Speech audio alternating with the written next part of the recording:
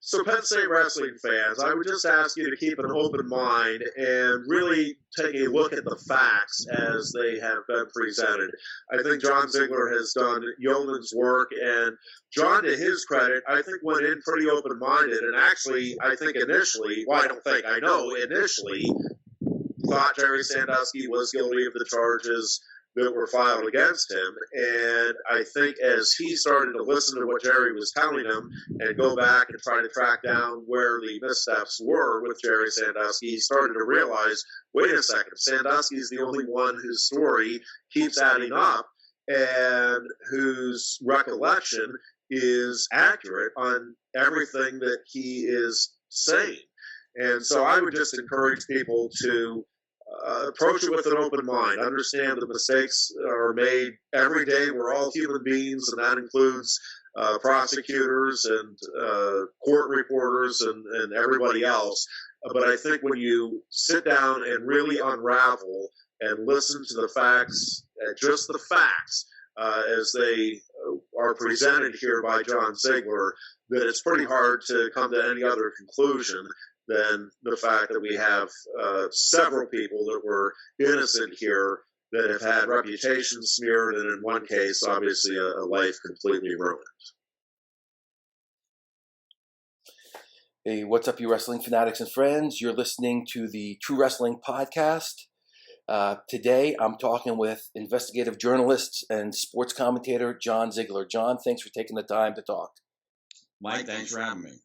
So roughly 11 years after this Penn State football scandal, I came across your documentary podcast. With the benefit of hindsight, it's probably the best piece of sports investigative journalism I've ever heard. Tell me a little bit about what made you launch into this project. Well, first of all, for people who don't remember, this story became the biggest story, not just in sports, but in news in the entire country and most of the world in November 2011, when suddenly we were told that Jerry Sandusky, longtime former assistant football coach at Penn State, was a serial pedophile, and that Penn State and Joe Paterno, the esteemed head football coach at Penn State, legendary, the winningest coach in history of college football, and esteemed in every possible way, had been helping to cover this up, both while he was there and while he was gone from Penn State. And this was a nuclear bomb over the entire sports world, and obviously specifically State College, Pennsylvania. And at the time, I was a conservative documentary filmmaker who had made two rather well-known films. The previous documentary I had done, it debuted on the Today Show in a contentious interview with Matt Lauer about the 2008 presidential election. And I'm living in Southern California, and I'm looking at this story emerging in almost the entire length of the country away, and I'm thinking, this is making absolutely no sense. And I had a special connection, or at least a unique background related to the story, because I grew up in Pennsylvania, but I was not a Penn State guy. I grew up in the suburbs of Philadelphia. I was a Notre Dame fan growing up as a Catholic kid. You were supposed to be in that era. And I went to school at Georgetown University in D.C., so I had no allegiance to Penn State, but I was certainly very familiar with their program and obviously very familiar with Joe Paterno. And I also had coached high school football in two different states, New Jersey and California, and I covered, as a sportscaster, where I began my career as a television sportscaster, I had covered college and pro football. So I knew the culture, right? I knew the game. I knew the essence of people. I knew the essence of coaching. I knew where all the puzzle pieces were supposed to fit in a story like this. And none of these puzzle pieces were fitting. Right. And I'm also somebody who has developed a pretty darn good BS detector. And I'm also somebody who is very skeptical of the modern news media when it comes to particular kinds of stories and how vulnerable they are to blowing it. And I knew that the essence of this story was perfectly designed, although even I didn't realize at the time just how perfectly designed it was, for the news media to blow it, because we had a situation of a very complicated story that supposedly took place over decades, and we have a grand jury presentment which is basically just the prosecution throwing everything they possibly can against the wall and see what sticks. And the news media is reporting all of this as if it is gospel truth, and then running with it. And it's creating a moral panic, and people are doing very dumb things and coming to erroneous conclusions. And then once they come to those conclusions, that's the prism through which they see everything else that happens. And so at the time, I'm thinking this Joe Paterno aspect stinks to high heaven. I'm presuming that Jerry Sandusky must be at least mostly guilty. When I read the grand jury presentment, I was like, okay, this is really bad for him. I can see a scenario where maybe some of this is exaggerated, or maybe because people don't understand the original allegations against Jerry Sandusky. The majority of them were still somewhat vague. I mean, you can never say that in a way that is politically correct, because it makes it sound like you are diminishing child sex abuse. But I think the perception is that at the time of his arrest, there were all these kids, and they weren't kids, they were adults, right, who were saying that he was sexually assaulting, raping them, forcing them into oral sex, where of course there's zero ambiguity about that, right? But there were some of these episodes that seemed a little bit ambiguous. But I was still in the camp of, all right, Jerry Sandusky is guilty, but this cover-up scenario makes no sense. And so I began an investigation into the cover-up of these alleged crimes by Jerry Sandusky, specifically by Joe Paterno. And I became deeply embedded in the story. I mean, far more deeply embedded in the story than I ever possibly imagined. And I did a short documentary film called The Framing of Joe Paterno. It's a figurative framing, not a literal framing. That's also the title of our website, Framing Paterno. I hate that title now because that's not really what happened here. But back in 2012, when that was created, that seemed like a pretty good way of looking at this. And that film still is pretty darn solid today. In fact, it's closer to the truth than anything the mainstream news media ever told us. But since that time, I have learned far, far, far more about the real case here. And as I got deeper and deeper and deeper into it, what I realized was the reason why the cover-up element of this story makes no damn sense is because it didn't happen. And the reason why there was no cover-up in this story is because, believe it or not, there was nothing to cover up. Because Jerry Sandusky is actually innocent, and it's not even close. And this whole thing is the biggest travesty clusterfuck I have ever heard of in the modern era. There are shades of the Salem witch trials in this story, but and people still to this day, although many credible people who have looked at this agree with me to varying levels of agreement, but generally they almost always agree with me that in essence the trial was a joke and Jerry Sandusky is likely innocent. I'm more willing than others to go farther because I don't care about political correctness. I've been already destroyed in many ways, and also because I know the facts better than anybody else. And so when I say Jerry Sandusky is innocent, I'm not just suggesting he's innocent. I'm not saying he's not guilty in a criminal sense. I'm saying not only is he innocent, I know he is innocent, and it is not even close. And it's really the most amazing story, at least in the modern era, that I have ever come in contact with, and it goes so far beyond just an injustice in the criminal sense, but also from a societal perspective. I mean, I think so much about what's going on in our culture. It can be seen through the prism of this story, including, by the way, what's just happened over the last 3 years with COVID. I believe that I was incredibly well prepared to see what was going to happen with COVID because of my experience in the Penn State Joe Paterno, Jerry Sandusky story. And that, for people who are uneducated about it, that doesn't sound like something that makes sense. What are you talking about? What's the connection? And there's a lot of connection between the two stories. And most of it has to do with a moral panic and media incompetence. And once the media gets invested in a particular narrative, especially a narrative that causes great damage, there is no going back. And that's why this story can't be fixed. It's also why we did our podcast with the benefit of hindsight, which is, you've already alluded to, is an epic journey. If you get into it, it's hard to get out of it. So be forewarned. It's going to take a lot of your time, but it's going to change your life, because you're going to go into it no matter how skeptical you are, no matter how skeptical you may be. If you go into it with an open mind, I believe our conversion rate is in the high 90 percentile of people who have given it a full listen and come out of it saying, "Oh my God, this is completely mind-blowing. You're 100% right. And I can't believe I ever believed this fairy tale, this dark fairy tale that we were told in November of 2011.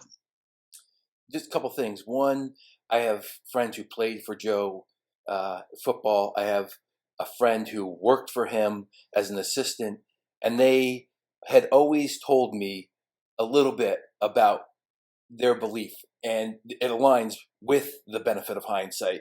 But I didn't pay that much attention. I was working 7 days a week, raising kids, and I hate listening to the moralizations of the media. But after discovering the podcast and listening to it, and I have to say, it's a long podcast, and I've listened to it 1.5 times because I couldn't believe the details. The holes that you have blown into the narrative are huge, and you describe it towards the end of the podcast, I think, as the perfect storm. And can you describe for everybody all the players who had an incentive to make this a scandal? Well, you're right. This is a perfect storm. This is not a conspiracy. A lot of people automatically presume that if you're claiming something that seems utterly outrageous and completely contrarian to everything that we've been told, that it must be a conspiracy. And in fact, I'm an ardent anti-conspiracy theorist. And in this case, there are no large conspiracies. There is a perfect storm of perverse incentives that is really at the essence of this case. There are a couple of small conspiracies, maybe two-person conspiracies in this case. But from the bigger picture, it's the perverse incentives that matter most. And the biggest perverse incentive in this case is the incentive of Penn State as an institution. So much of what the media bases their bedrock belief regarding the guilt of all of those who were involved, not just Sandusky, not just Paterno, but the 3 Penn State administrators, all of whom eventually went to jail for a misdemeanor that they didn't commit. And they couldn't have committed because there was nothing to cover up in the episode where they were convicted of a misdemeanor. I mean, the administrator's story alone would be an amazing injustice, but that's actually not the worst injustice in this whole situation. But the reason why the media is so convinced that those 5 guys, Jerry Sandusky, Joe Paterno, Graham Spanier, the former president, Gary Schultz, former vice president, Tim Curley, former athletic director at Penn State, the main reason why they became so convinced so early that they were guilty is because of the reaction of Penn State. And in the minds of the media and most of the public, and by the way, I acknowledge that this, to an uneducated person, makes sense. And I don't mean uneducated in terms of stupid. I mean just someone who didn't understand all the details here. That the essence of this was, well, if Penn State was really what we think they are, this football powerhouse that loves football, they're going to protect football at all costs, they would never fire Joe Paterno and Graham Spanier just a few days after this grand jury presentment unless that was legitimate. They would never do that. I mean, Joe Paterno had just become the winningest coach in the history of college football. His last home game was scheduled for the next Saturday on ESPN against Nebraska. There's no way Penn State would do that. It just is too mind-blowing. How could that happen? And once the Penn State declares that Paterno and Spanier are guilty, well, then logically, obviously, that means that Jerry Sandusky is guilty, because how in the world could you fire Joe Paterno and Graham Spanier, a very esteemed president at Penn State? How could you fire those two if you didn't know Jerry Sandusky was guilty? Now, I would argue, and even I wasn't strong enough on this point at the time, but in a weird way, if you were that certain of Jerry Sandusky's guilt the moment that he got arrested, wouldn't that implicate yourself in the in the cover-up? Because, it's not as if anyone's testified publicly at this point. How would you know that he was guilty? And unfortunately, part of the reason why Penn State was confident, erroneously, in Jerry Sandusky's guilt was the actions of Joe Paterno's own son, Scott Paterno, who is probably the biggest villain, or the most surprising villain, in the entire podcast with the benefit of hindsight, because he declares Jerry Sandusky guilty as the voice of his father, as the lawyer of his father, as the spokesperson for his father, on his father's front lawn, while his father is being basically handcuffed and not being allowed to speak publicly. Scott Paterno comes out in front of cameras in a large crowd on November 8th, 2011, and declares Jerry Sandusky guilty. And at that point, the media and Penn State no longer have anything to worry about in their minds because, Paterno's son, on his behalf, is declaring Jerry Sandusky guilty, then Sandusky's guilty, and the best way for us to get out of this media crap storm we're in is to fire the president and Joe Paterno. But they're so stupid that not only do they not realize that this story is not as they were being told by the prosecution, what they really don't understand is that they are labeling now, by firing Paterno and Spanier, they are labeling the story for all time a Penn State story. Because up until that moment, you could assume Jerry Sandusky was guilty of everything he was accused of. Up until that moment, there was still no legitimate, strong argument that this was a Penn State story. It was a Jerry Sandusky story. But once Paterno and Spanier are fired, it's a Penn State story.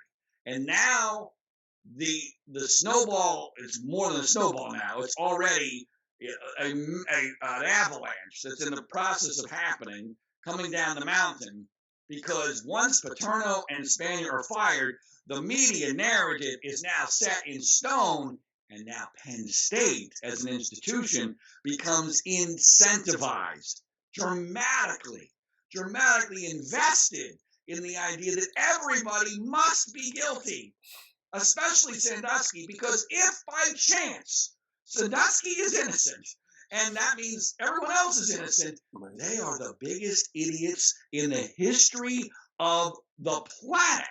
And their names will be damned for all time for what they did in the middle of this crap storm. So now it doesn't matter what the truth is. And Penn State puts out over $100 million, which they made clear they were going to do immediately, over $100 million in settlements for the accusers of Jerry Sandusky. And now Sandusky's goose is cooked.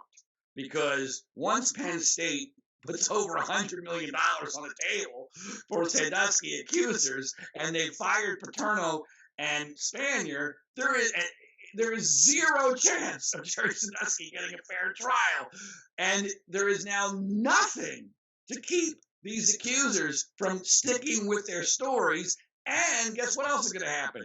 You're going to get a whole new batch of accusers that are going to come rushing forward, because now everybody, especially every plaintiff's attorney in the state of Pennsylvania, knows that the blood is in the water and the front door to Fort Knox is open. Just walk on in and you're going to get money regardless of whether you even met Jerry Sandusky. And we have all the settlement documents from that situation. Over $30 million now given to 36 different accusers of Jerry Sandusky. And I can tell you with absolute 100% certainty that those claims were not remotely vetted. Penn State doesn't even claim to have vetted the Can you tell us about the undercover? Was it AJ who went undercover? Yeah. Just talk. They were advertising for victims. And you also have AJ's story. Just elaborate on that for us. Let me just finish. Right. So the settlement documents themselves are hilarious at times, and the contract itself doesn't even stipulate. In fact, it stipulates the opposite. The Penn State is not vouching for the validity of the claims for which they are being paid money. And there was no vetting. We have an interview with the guy who gave out the money, Ira Lupert, where he acknowledges There was no vetting. He acknowledges that there were fake victims. There were exaggerations. I mean, this is the guy who gave away the money on tape in the podcast. But you mentioned AJ. AJ happened to have been the person who did that interview. Interestingly, you find, I think you already know this, but he did it under the guise of researching a book on wrestling. Because Ira Looper is the guy who funds, among other things, the legendary Penn State wrestling program. And I believe Looper himself was a wrestler. And I mean, he's huge into the Penn State wrestling program, which is, I'm sure your listeners know, is by far the preeminent college wrestling program over the last several years. And so, and AJ's, I think, dad was a wrestler, so he had some family connection to wrestling. And so he got an interview with Looper under the guise of that. And then he started asking him about the Penn State situation, because AJ was a member of the Second Mile Charity, which is really the essence of this whole case, because that was Jerry Sandusky's charity for at-risk kids, not just boys and girls. And AJ was part of that because he came from a really bad background, as most of the Second Mile kids did. And he knew in his heart of hearts, from his own experiences, both with Sandusky as well as some of the accusers, he knew immediately Jerry was innocent. And AJ's an odd bird. I mean, I'm not a doctor, but I mean, it's pretty clear he's autistic, somewhere on the spectrum. And AJ drives me crazy at times, because he does some things and says some things that are bizarre to me. But we've worked together on this situation for many years. And let me just, you mentioned the sting operation that AJ did on the key lawyer in the case. So there was a key lawyer by the name of Andrew Shubin, who, as you said, was advertising for accusers immediately after the story broke. I mean, he's literally advertising on his website and on Facebook for accusers, because he sees what's going on here. And this guy's a DUI attorney in State College. Interestingly, he's a Pitt grad. And for those who don't know, the University of Pittsburgh and Penn State have a legendary rivalry. And it is my understanding that, he likes very much the idea that here a Pitt grad makes his living from Penn State students getting DUIs. And so, he's got no love for Penn State, and he sees the handwriting on the wall here, and he's like, this is going to be a great money grab. And by the way, I'm even presuming he must think that Sandusky's guilty at some level at this point. And so a huge number, including a significant number of the key trial accusers, are represented by Andrew Shubin. And so he is key to the whole case.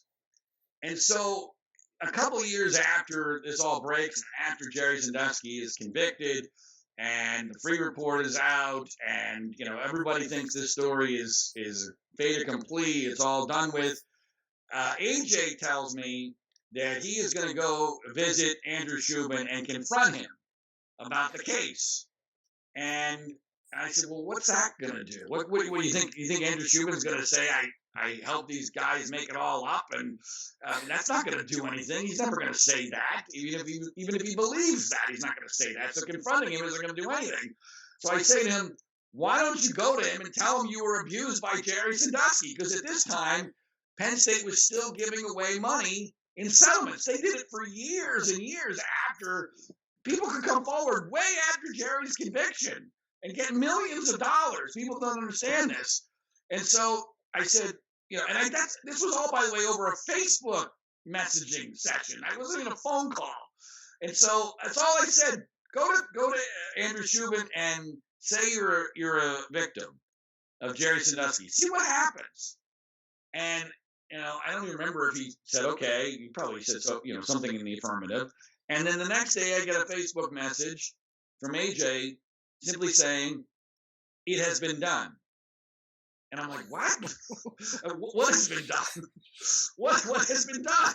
So incredibly long story short, and trust me, it's an incredibly long story. He had gone to Andrew Shubin and told him that he was an abuse victim of Jerry Sandusky while he was in the Second Mile Charity. And I'm trying to break this down for you in the shortest way possible. Basically, what transpires is over 3 years, AJ has intermittent meetings with Shubin, which he recorded, and he has almost weekly meetings with Shubin's go-to therapist, one by the name of Cynthia McNabb. AJ believes he met with her at least 100 times, recording most of those sessions as a Jerry Sandusky accuser. And to be clear, AJ was never abused by Jerry Sandusky. I mean, there's no question about that. And his story, which I had nothing to do with, was absurd.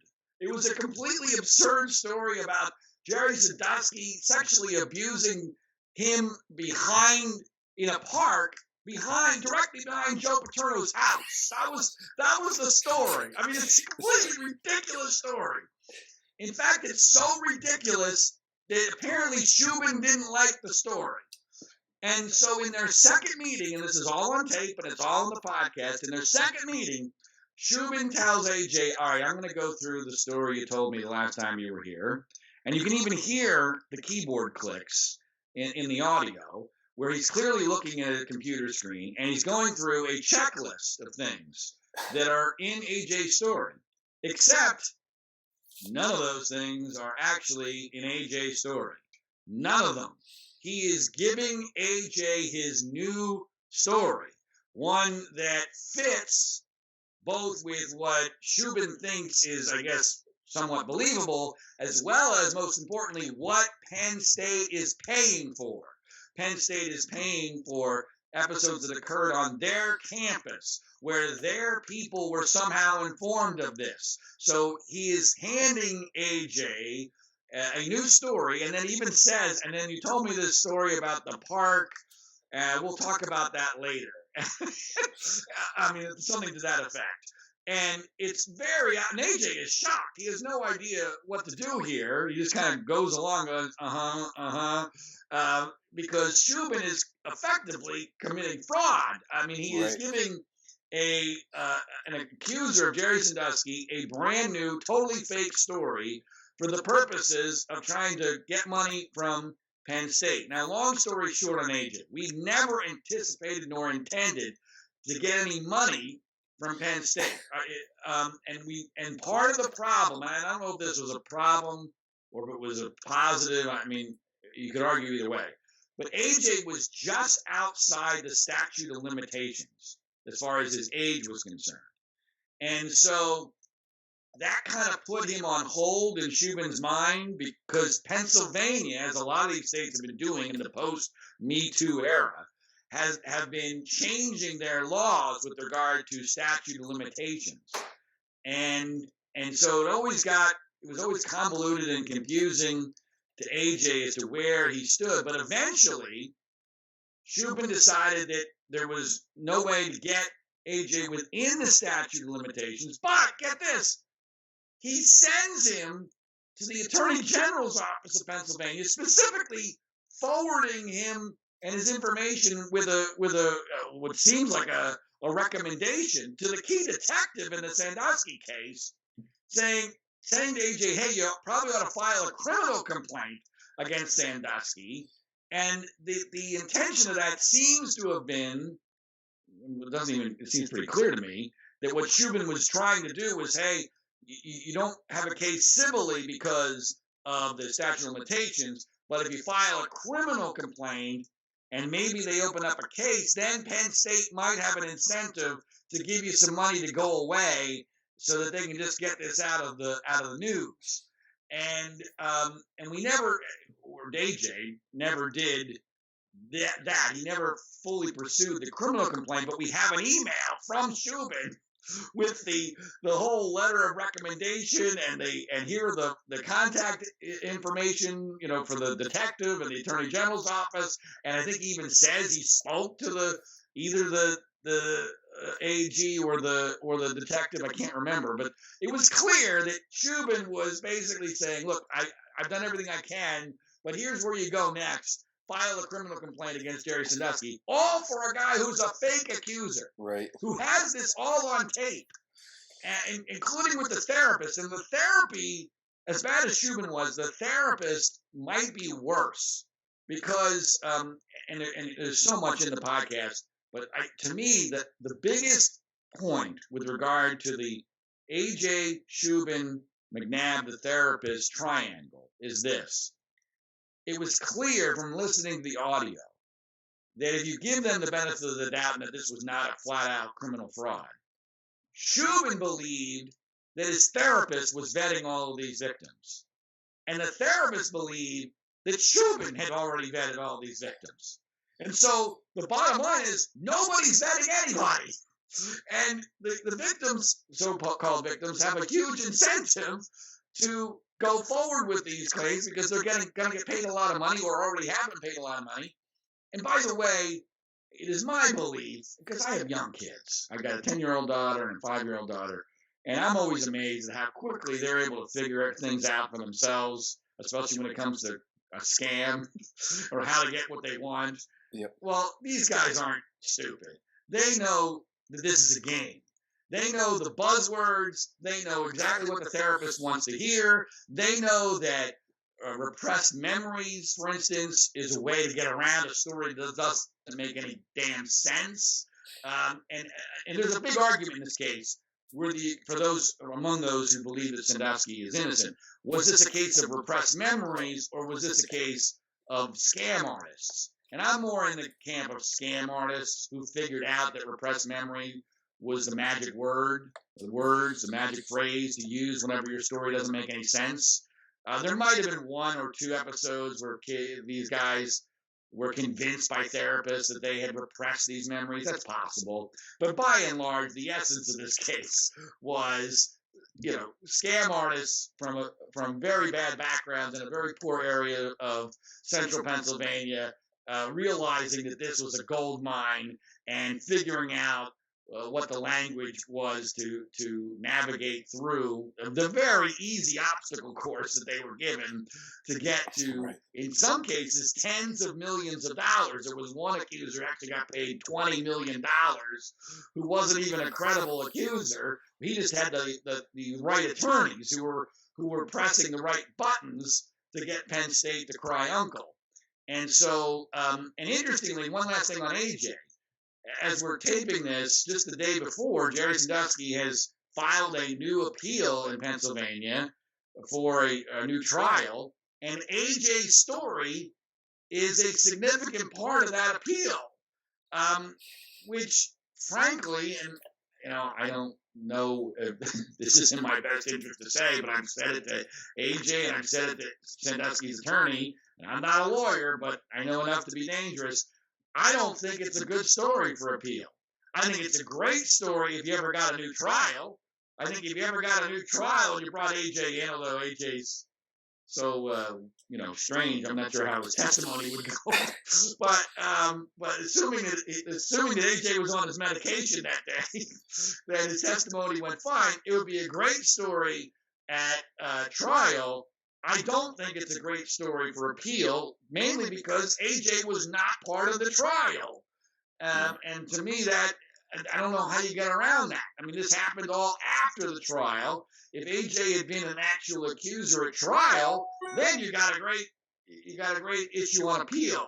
I don't see how this gets a new trial, especially in Pennsylvania, where it's very clear that the entire system, the court system, the media system, everybody is deeply, deeply invested in Sandusky's guilt and has no interest whatsoever in reopening this case. But yes, with the benefit of hindsight, we go into, I think it's a 4 or 5 hour episode where we go into, basically Secret Agent Man, I think is what it's called, where we go through the entire remarkable, bizarre, hilarious story of AJ and his sting operation on the prime Sandusky attorney.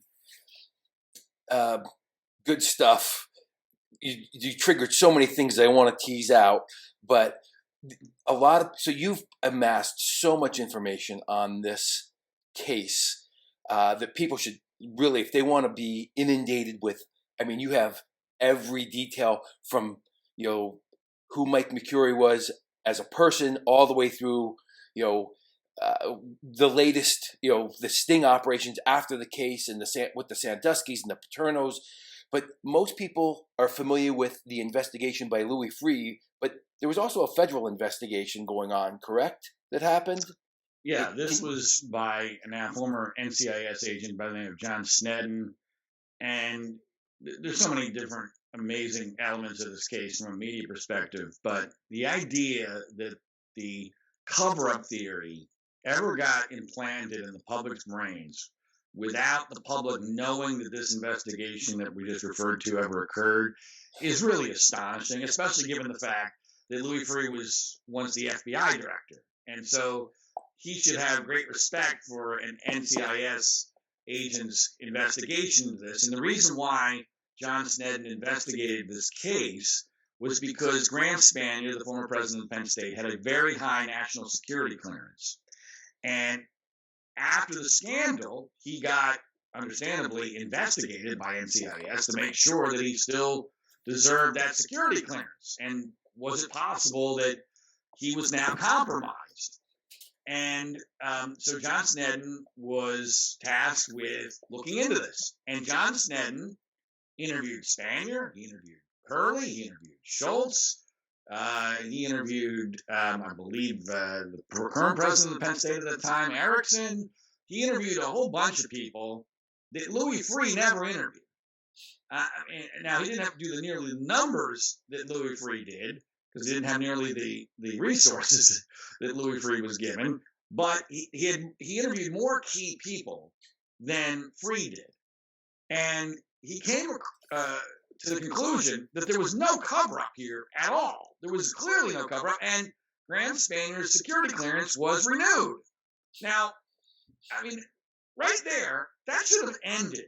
It should have ended, or at the very least, brought into grave question any concept of a cover-up. So why is the federal government concluding that Graham Spanier still deserves his very high-level national security clearance? And then as Snedden got deeper and deeper into it, kind of like I did, Snedden became convinced that the reason there was no cover-up was because there was no crime.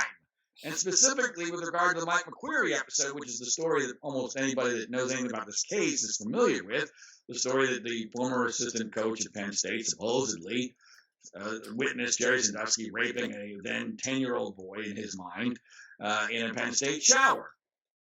Well, we now know that every single bit of that story is wrong, that there was no sexual assault that Mike McQueary witnessed.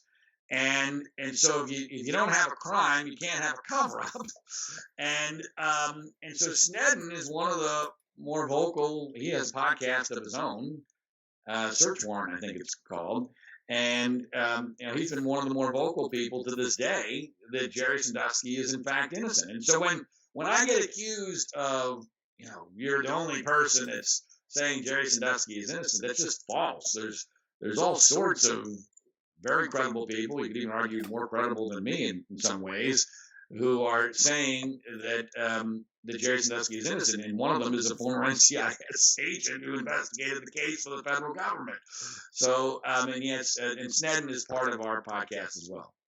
It's hard for the average person who has been beaten over the head that Jerry Sandusky is a pedophile by ESPN for on a nonstop loop for quite a while this was in the headlines, to not just, all right, Joe Paterno didn't know anything. It's Sandusky is not a pedophile. And there's a lot of reasons that you present besides just the testimony of McQueary that you would say that he was not a sexual person. I don't want to get too graphic. Didn't have any of the pornography or anything else that you would find in a predator. Well, can I address that? Yes. So, because it's the most basic elements of the case. The case doesn't even get out of the batter's box. That's how absurd this whole thing is. In the modern era, I don't know. I only say 99.9% because I guess in theory there must be the possibility that some cases don't fit this. But no one has shown me that 0.1%. If you can find it, please let me know. Okay. But in the modern era, there has never been a serial pedophile who in their 60s was arrested and there was no pornography at all. 0. Now, it was implied very nefariously and media outlets were duped into putting it out there that there were photos of the victims found at his house. Yeah, those were framed photos of his friends, like anybody else would have it in his situation. There was nothing remotely pornographic on his computer or anywhere found on him. He is a technical dunce. There is absolutely no way he could have hidden the pornography, but it was not just that there's no pornography, because that's the way that all these cases get cracked. These cases get cracked because there's an allegation, usually somewhat contemporaneous allegation, which did not happen in this case. And then there's a search warrant for the computer. You get the computer, you find the pornography, and now you have leverage, and you get the guy to confess for a lesser sentence. Almost every one of these cases goes exactly that way. This case did not go anything close to that. There was no pornography. There was no contemporaneous report. There was no accusation of drug use, no accusation of alcohol use. There was no accusation of payoffs. Now, all of that is incredibly important because we're talking about an old man with effectively teenage boys here. And there's one of the greatest misperception in this case, and there's so many. But one of the many is I think that a lot of people think that these were like 8-year-old boys that were being sexually abused by Jerry Sandusky. And no, that's not even the allegation. That's not the allegation. The allegation is that between the ages of 11 and 16, it's generally, that's the age group, that all these alleged victims, by the way, as far as I can tell, every single one of whom is heterosexual. So if any man will tell you that an 11 to 16-year-old heterosexual boy gets sexually molested by an old man, the range of reactions is pretty wide, but without alcohol, without drugs, without pornography, and without a payoff, there is absolutely no chance that is going to happen more than once. And even once is a stretch. There is no chance, none. And yet there's not even an allegation of any of that. And take the former Speaker of the House, Dennis Hastert, who somehow becomes Speaker of the House of Representatives. And then after he retires, and there's still parts of this story I don't fully understand, but the relevant part of the story is that he got blackmailed by kids, and he was the wrestling coach, as I'm sure you know, in high school, way back, decades before. And so he gets blackmailed by some of the kids he coached that he had sexually molested them. Now, why they didn't come forward earlier when he was Speaker of the House, I don't know. Like I said, there's parts of the story I don't understand. But the part that's relevant is how Hastert got found out was that because he was being blackmailed, he was having to take more money out of his bank account than is allowed by the federal government without the government being, I guess, red flagged, you would call it. Right. And that sparked an investigation into what was happening. And so he was trying to give hundreds of thousands of dollars to these alleged victims. And this was at a time period when there wasn't even like a massive hysteria, and they were still asking for hundreds of thousands of dollars. So how absurd is it that not one of these guys, not one of these 36 people, these men, adult men that Penn State paid, not one of them ever said, Jerry, you pay me money right now, or I'm going to go to the authorities and tell them that about the time you sexually molested me. Not one of them ever did that. Not one. Now, that's not possible. Right. It's not possible, especially in this modern age. And so the lack of evidence is astonishing. There's no evidence of anything. There's no contemporaneous reports. There's only one witness in the case, Mike McQuarrie, and he's not credible. There's no DNA. By the way, people say, "Oh, what do you mean DNA?" Well, there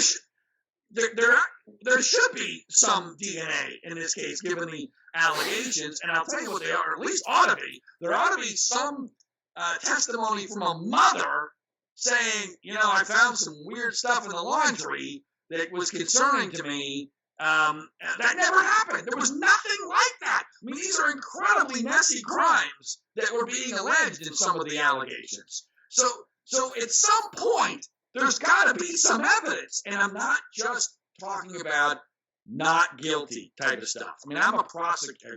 Before this case, I was a huge prosecution guy. I'm a conservative. I believe everybody's guilty. But I always believe you at least got to prove it. I am not making the argument of not guilty by reasonable doubt. But there ought to be evidence. This is a case, I think one of the greatest misconceptions here from an evidence standpoint is, well, this is the kind of case where there's just not a lot of evidence. Bull crap! There's plenty of evidence in cases like this.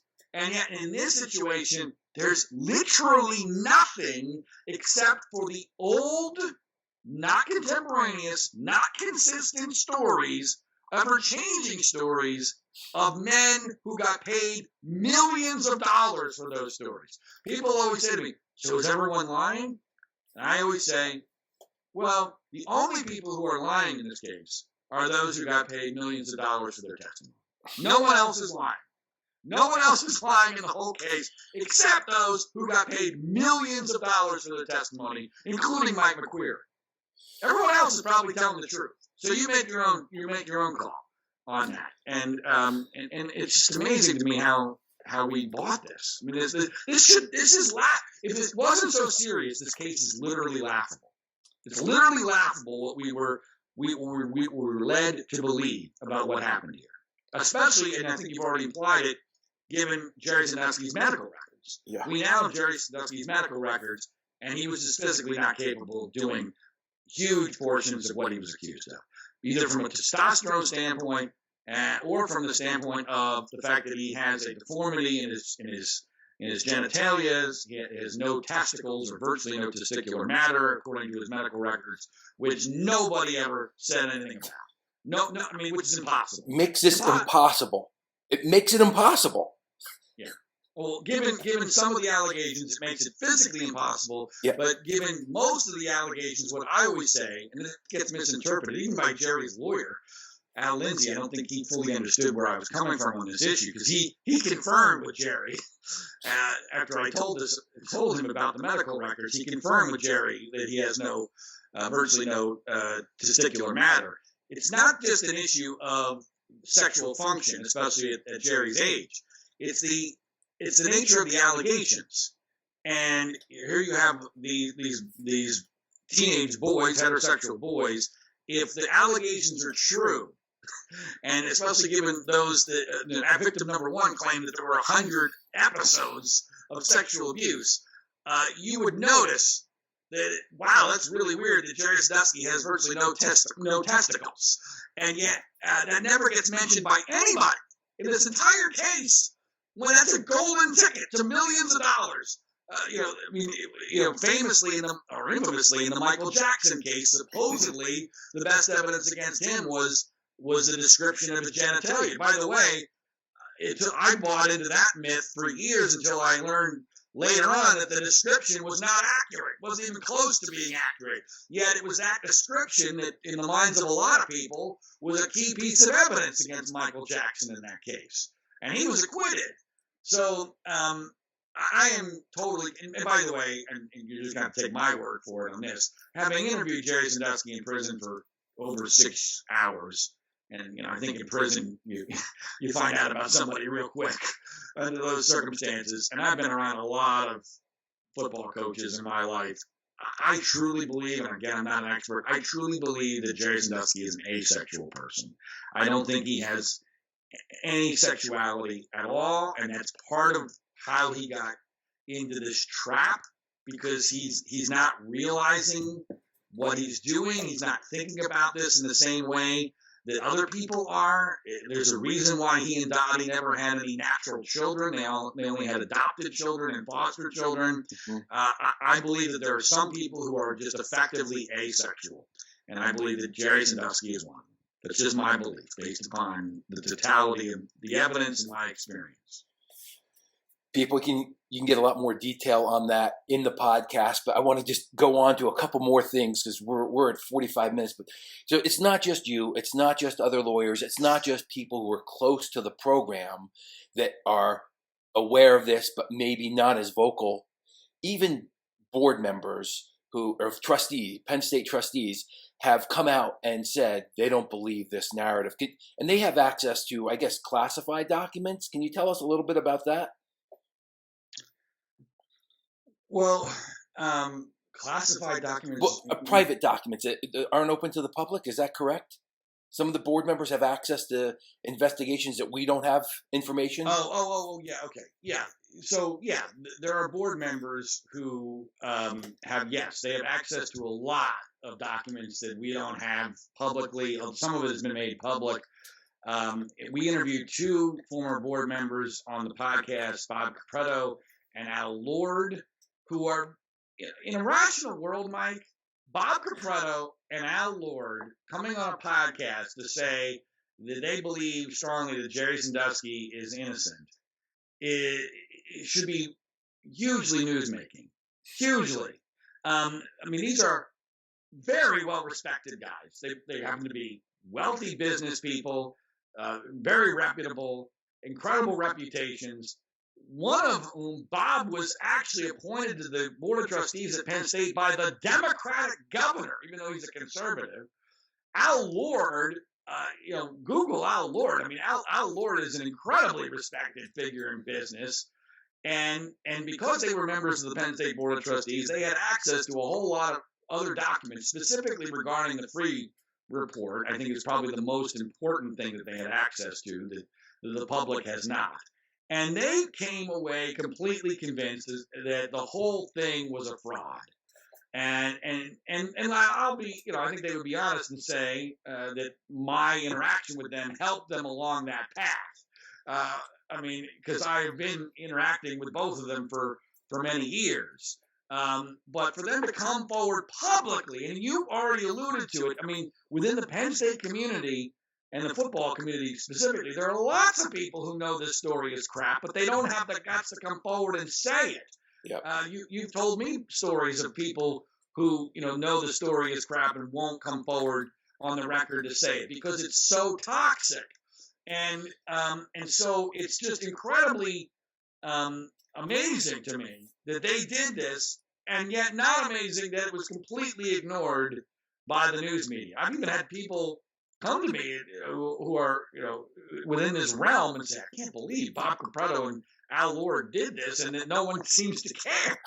That's how invested the media is in their narrative. Once they get their narrative, like I've already alluded to with COVID, like for masks. I mean, we've been proven that masks don't work a million times over, and the media will never acknowledge any of that because it makes them look bad and right. it offends too much of their audience. So it's similar in the same dynamic where I don't know who else I could get to come forward and say it. Now, unfortunately, I think an important point with regard to this dynamic of Penn Staters not being willing to say this publicly, where it really hurts my side, and this has caused a great deal of tension between me and Graham Spanier, who has a new book out called In the Lion's Den. And it even created some tension between me and Franco Harris before Franco unfortunately passed away just before the 50th anniversary of the Immaculate Reception in December. It has been astonishing to me, Mike, how few very intelligent people with something to gain, something significant to gain here within the Penn State community do not understand that the only way, especially at this point, that Graham Spanier, Joe Paterno, Tim Curley, and Gary Schultz ever get exonerated is for Jerry Sandusky to be exonerated. That's the only path. It's the only path. And to me, this has been clear as day for years. And I got to tell you, I have had this conversation so many times with like Graham and Franco and people like that, and they just either don't get it or they refuse to get it. And I do not fully understand it.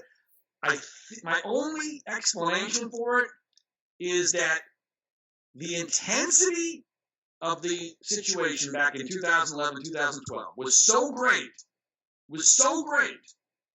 that they became so invested, for lack of a better word, in this idea that we must separate ourselves from Sandusky as much as possible. They can never go back. It's like, even though they now intellectually know Jerry is innocent, the idea of hitching their wagon to him is incomprehensible, even though intellectually they have to know this is the only path. And by the way, it's the truth. Right. It wasn't the truth. Who cares? But it's the truth. And I know Graham Spanier knows Jerry Sandusky is innocent. I mean, I've said that to him in interviews, and he doesn't even pretend to push back. I know this, and Gary Schultz, one of the other administrators, came on our podcast, which should have been newsworthy, just like with Al Lord and Bob Capretto, and said Jerry Sandusky is innocent. That alone, the idea that those three guys are on the record saying Jerry Sandusky is innocent, and it doesn't make any movement at all in the media narrative is incredibly telling and depressing. But that has been one of the more frustrating phenomenon psychologically that I've had to deal with. And I've always said that Penn Staters are the worst audience for my message. You would think they would be the best, but they're actually the worst. And it's like the whole case. Everything about this case is upside down. And one of the upside down things is that Penn Staters, because they experienced so much trauma back in 2011, 2012, they don't want to, admit that they didn't have to go through that trauma. They don't want to admit that they got duped into buying a bad story. They don't want to admit that they threw 5 of their best guys under the bus for absolutely no reason. And they also don't want the toxicity of being seen as a Jerry Sandusky truther or something crazy like that. So I have a much easier time convincing non-Penn Staters than I do Penn Staters. And it's probably a lot like mask wearers or people who were, very big into the vaccines. It's a similar, it's a very similar thing. And this has been going on for a century. I mean, I don't want to paraphrase Mark Twain, but 120 years ago, he said it's easier to fool somebody than to convince them that they were fooled. And part of it's the emotional commitment and the trauma that Penn Staters got. And part of it is that it sounds crazy. How can Sandusky be innocent of this, right? So it's a really hard road to walk back on. Any thoughts on that before I ask you a follow-up? Sure. I'm sorry? Any thoughts on, what is the way forward from here if you think that there should be justice done? Like, to me, I don't think we're going to get, and I'm going to pick on ESPN. Like, I have a friend who's a pretty high-level person there. I haven't talked to him in years, but, around the turn of the century, around the 2000, he kept telling me ESPN has ruined sports. We don't know how to fix ourselves. We sensationalize everything, and then we walk away from whatever we do. Wow, right? that was 20 years ago. That was 20 years ago, and I'm not going to say his name because I don't want to get him in trouble. He still works there, but it's far worse now. I can assure you that, without a doubt. So without a large pillar of the media or institution walking back this story and doing investigative, putting into the spotlight, how can you see this going forward other than by grassroots people listening to people who are aware of what's going on? Well, look, I'm not Pollyanna ish at all, and I'm not somebody who's going to say call your lawmaker or newspaper or television or write ESPN or something. No, to me, I've accepted long ago this story is never going to be fixed. I hate to be depressing about it and to be pessimistic, and I'm a pessimist by nature, but that's because I'm almost always right. And there's no chance of Jerry Sandusky's appeals ever bearing fruit in Pennsylvania because of the circumstances that are unique to this case, not because his appeal lacks merit. I believe he would have a chance at federal court. To me, that's always been the only path. He's very, very hesitant to go to federal court because you only get one shot at that, and if you fail, then it's all over. And so to me, every day that's not in federal court is a waste of time. I don't really like his last filing, even though it relates to me and my work. I think that gives me objectivity. I wish he had not done it. I think it's a waste of time. And he doesn't have much time left, although supposedly, according to his sons, he's going to live to 100. Which I don't know what I'm hoping for him. I know he wants vindication. To me, this story isn't over until he dies, which of course could happen any day. But there's a part of me that is looking forward to the day that this story finally ends and I can have closure on it on my life. It's been the worst thing that's ever happened to my life, and I've had a lot of bad things happen. But as far as, all right, what's the path forward? To me, I'm in the autopsy stage and the what can we learn from this stage. And to me, that's what the benefit of hindsight is really all about. If you listen to the benefit of hindsight, you can learn an awful lot about humanity and about our society and about our institutions. And like I said, with me, my experience prepared me for what happened with COVID. Far better than I think anybody else was prepared, at least in my realm of work. And so to me, it's an incredibly important story. By the way, it's also at times an entertaining story. This story can be entertaining, but it's a hell of a ride. You're going to learn a lot, and you're going to learn a lot about not just this case, but about humanity and society. And so to me, learning from this is really where I am with it. I tend to go through the stages of grief more quickly than most people do, I think. And I've been there for years on this. Whether that's to my benefit or not, I don't know. But I've already conceded defeat long ago on this. But that's also given me some freedom because I'm kind of a dead man talking on this story. And because from a career standpoint, my only path to redemption is if Jerry Sandusky gets exonerated, and that's never going to happen in my lifetime. And so that's a difficult pill to swallow, but I've already swallowed it a long time ago. Can you compare the Syracuse basketball story and the actual evidence with that to this case? Yeah.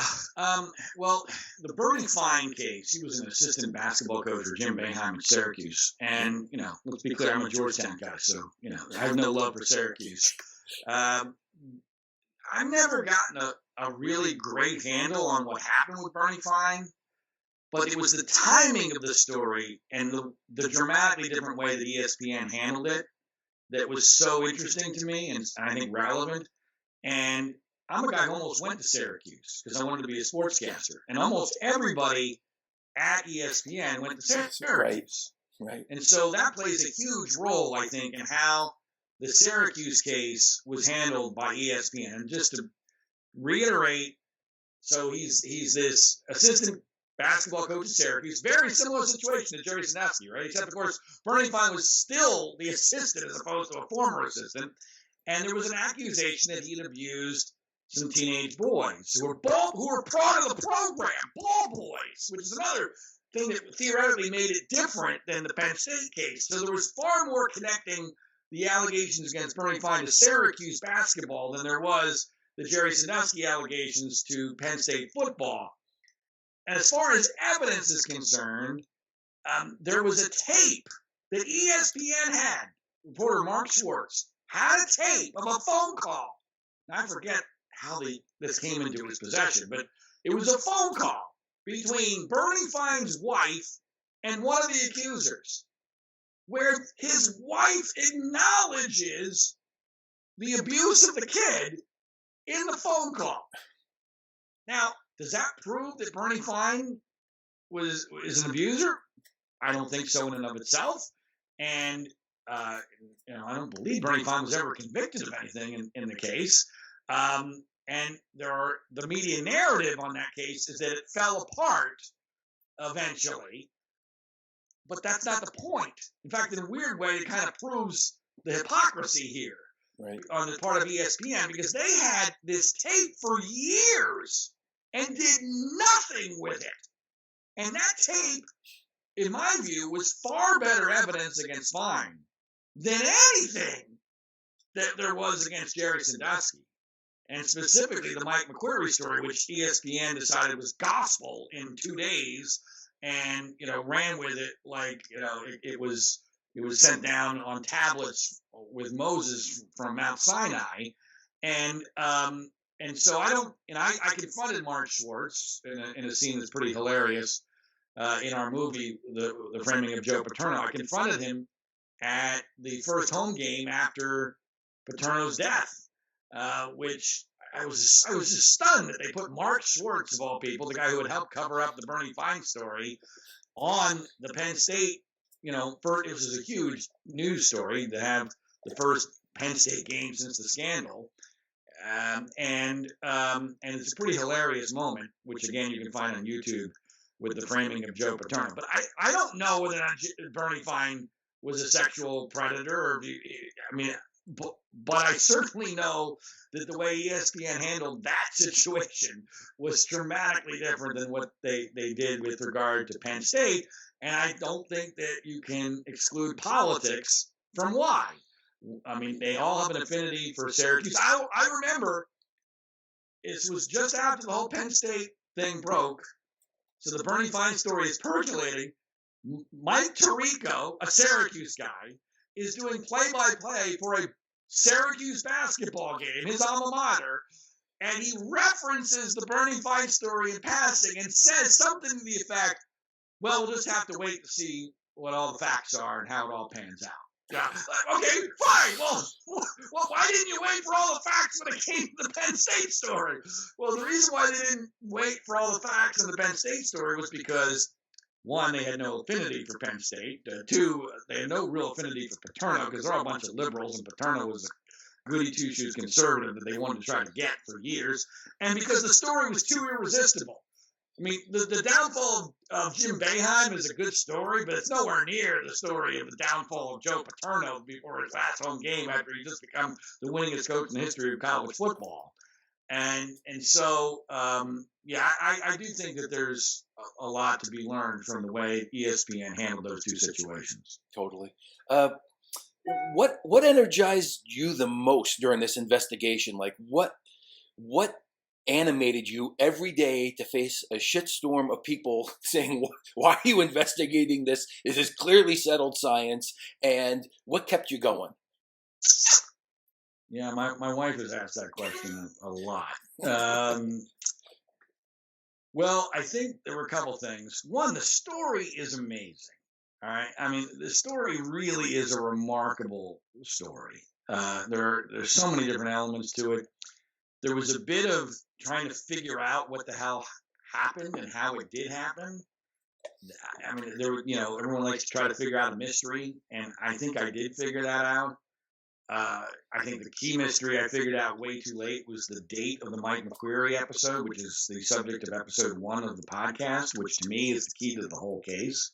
And I wish if I had done something differently in this case, that's what I would choose to be different. I would have immediately investigated the date before I went on the Today Show the first time, and that should have been the subject of my first interview on this with Matt Lauer. I blew it on that, and I regret it greatly. I should have been able to figure it out. Although, in my defense, Jerry Sandusky's defense team should have been able to figure that out well before me, but they didn't. And so there's that part, and I guess also there's two other things. One is I have incredible disdain for the news media, and so to me this was the ultimate story of media malpractice, and I guess I really wanted to stick it to the news media on this because they put all their chips down on this, all of their chips down on this, and it's kind of like they did with COVID. They put all their chips down. Trust us on this one. and they were dead wrong, and people ought to know that. And then the final thing is, well, I don't have a huge amount of love for Joe Paterno. In fact, I think a little bit less of Joe Paterno today than I did when the story began, partially because of his sons, Scott and Jay. I don't think Joe did a great job of being a father. If you can determine how good a father you are by how your sons turn out. Yep. And I also think Joe made a few errors in judgment. Could have done things a little bit differently. Like, for instance, he should have retired before he did, and the whole story would never have happened.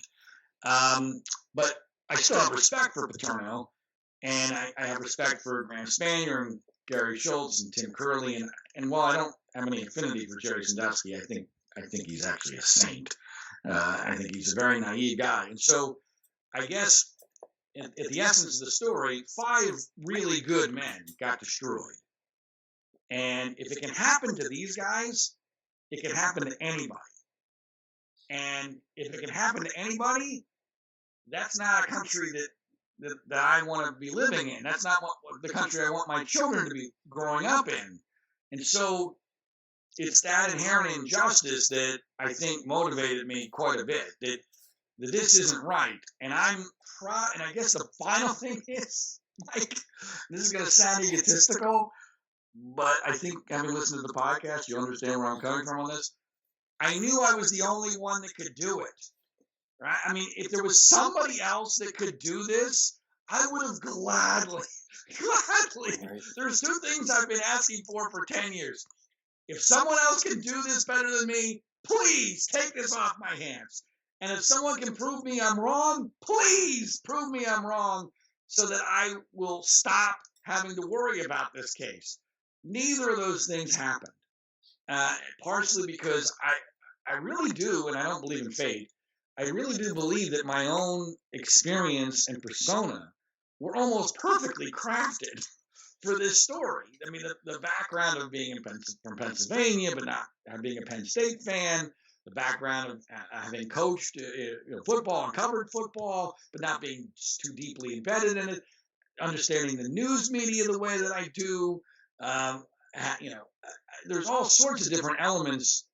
I think one of the more interesting elements is that my father was on every board at Georgetown University, and I was able to, through my experience with my father, be able to interpret, okay, how would a Penn State board member react in these situations? Because they're all just like my dad. Right. And I knew that he would have done exactly what the New York Times told him to do. And so there was all these different elements of my own life, plus the fact that I have got asbestos skin and I don't care about criticism. All these things made me perfectly suited for this case, although it's been a burden that's been horrendous. And so all those reasons are why I have kept going with this. And, basically now the only reason I keep going with it is because Jerry's still alive. There's still some people who are interested in it, and I really don't have much choice because this is where my life is. And like I said, I do like telling people about the story, especially once they're open-minded enough to understand what the truth is. Well, John, I learned a lot from with the benefit of hindsight. Like, I had suspicions, and like most people, when I heard the story, Mike McQuarrie, like it just didn't add up. I'm 6'4", and I see somebody raping a little boy, I don't walk away, right? Like that doesn't make a lick of sense to me. And, everybody I know that was near that guy doesn't think much of that guy before this happened. So I encourage everybody to do it. Can you tell everybody how to find your work? Well, we have the website, framingpaterno.com. The benefit of hindsight is available on most places where you can get your podcast, iTunes, Spotify, what have you. I tweet quite a bit at Zigmanfreud, which is a terrible Twitter handle, but that's what it is. It's an old college golf team nickname, Zigmanfreud. And those are the main places to find my work, and I hope people will check out the podcast. Thanks for your time. Thanks, Mike.